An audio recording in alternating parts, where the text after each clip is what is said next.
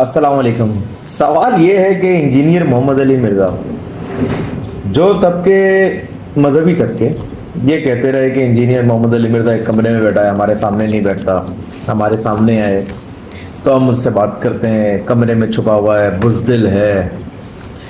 آج جب آپ اس کو زبردستی پکڑ کے لے ہی گئے ہیں, اسلامی نظریاتی کونسل جس میں بڑے بڑے علماء کرام شامل ہیں, تمام مکاتب فکر کے شامل ہیں, طاہر اشرفی بھی اس میں شامل ہے, جس کو وہ پہلے بول چکا ہے کہ طاہر اشرفی بیٹھ پی ٹی وی پہ, تو بھی بیٹھ جا, میں بھی بیٹھ جاتا ہوں, تقی عثمانی صاحب بھی بیٹھ جاتے ہیں. تو آج تو اس کے پاس موقع ہے, وہ اس کا بیان تو دے ہی نہیں رہا, اپنا بیان دے رہا ہے. طاہر اشرفی آتا ہے ٹی وی پہ, بولتا ہے, یوٹیوب پہ بول رہا ہے, بیانات پہ بول رہا ہے کہ ایسا ایسا ایسا ہے, اور اس کا انٹینشن ایسا تھا, اس نے انٹینشن پہ بھی غور کر لیا. کسی کا کفر ثابت, کسی کا کفر یا بیان وہ بیان کر رہا ہے, تو اس نے یہ تو مانا کہ وہ اس کا عقیدہ نہیں ہے, لیکن اس نے کفر کا جو بیان کیا ہے اس کی ٹینشن صحیح نہیں تھی. اگر تو یہ ٹینشن کو بھی جان لیتے ہیں تو میرے خیال سے آج ان کے پاس موقع ہے, 3 کیمرے لگائیں, لائیو شو کریں, طاہر اشرفی سامنے بیٹھے, علماء کرام سامنے بیٹھے, اور سامنے انجینئر محمد علی مرزا بیٹھے. انجینئر محمد علی مرزا سے پوچھ لیا جائے کہ بھائی تمہارا عقیدہ کیا ہے, تم جو کہتے ہو وہ ثابت کرو, اور ہم جو کہتے ہیں ہم وہ ثابت کریں گے, اور جو ہماری کتابوں میں لکھا تم جھوٹ بول رہے ہو, ایسا نہیں ہے, اور اگر ایسا ہے تو اس کے لیے دلیل دیں, کیس لڑیں. اور اگر آپ کو لگتا ہے کہ نہیں یار وہ کمزور عبارات ہماری کتاب میں موجود ہیں تو اس سے انکار کریں, لا تعلقی کا اظہار کریں, اور ان عبارتوں کو نکال دیں, اس میں تو کوئی ایشو نہیں ہے. لیکن ان عبارتوں کو بھی نہیں نکالنا ہے, اور ڈیبیٹ بھی کرنی ہے, اور کسی کو غلط بھی کہنا ہے. جب آج ہمارے پاس یہ موقع موجود ہے کہ ہم انجینئر کو فیس ٹو فیس بیٹھ کے غلط ثابت کر سکتے ہیں, تو میرا خیال تو انجینئر کو بھاگنے نہیں دینا چاہیے.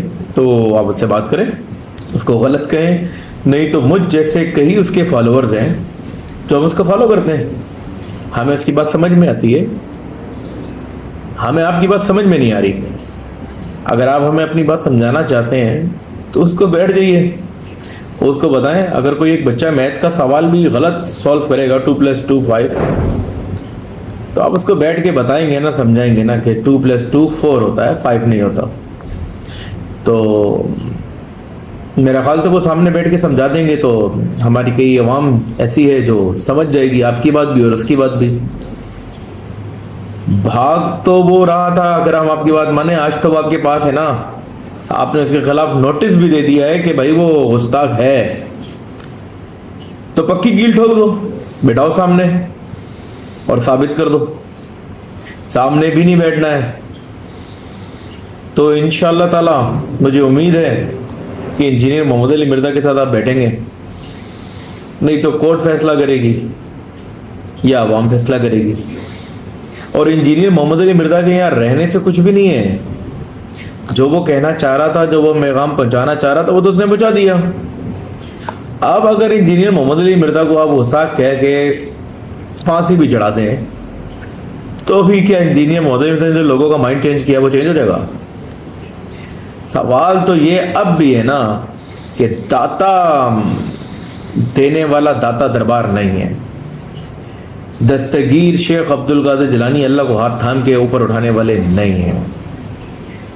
مردوں سے روح کھینچ کے کوئی نہیں لا سکتا, ڈوبی بھی کشتی کوئی نہیں نکال سکتا, کوئی آسمانوں پہ قلندر اڑ نہیں سکتا. یہ سوالات تو ابھی بھی ہیں نا. نماز غوثیہ نہیں ہو سکتی, خواجہ غریب نواز نہیں ہو سکتا. یہ سوالات ہیں, ان کا جواب دینا ہوگا. یہ لازمی نہیں انجینئر پوچھے, کوئی بھی پوچھے جواب دینا ہے. امید ہے کہ میرے بریلوی بھائی, میرے اہل عزیز بھائی, ہم ان کو بھی گستاخ نہیں کہتے, ہم ان کو یہ کہتے ہیں کہ آپ بھٹک گئے. پیار آپ بھی رسول اللہ سے کرتے ہیں, پیار ہم بھی رسول اللہ سے کرتے ہیں, پیار وہ بھی رسول اللہ سے کرتا ہے. کیسے گستاخ ہو سکتا ہے جو کہہ رہا ہے کہ میرے نبی جیسا کوئی ہے ہی نہیں, جو اہل بیت کی تعریف کرتا ہے, جس نے اہل بیت کا کیس لڑا, تو وہ گستاخ تو سوال ہی پیدا نہیں ہوتا. ہاں یہ کہہ سکتے ہو کہ وہ آپ کے بابوں کا گستاخ ہے, یہ تو آپ کہہ سکتے ہو. نبی کا غصہ سوال ہی پیدا نہیں ہوتا. تو مجھے امید ہے کہ آپ لوگوں کو کچھ بات سمجھ میں آئے گی, اور جس کو سمجھ میں نہ آئے وہ کامنٹ سیکشن میں بتا سکتا ہے کہ میں کہاں غلطی کر رہا ہوں. اللہ حافظ.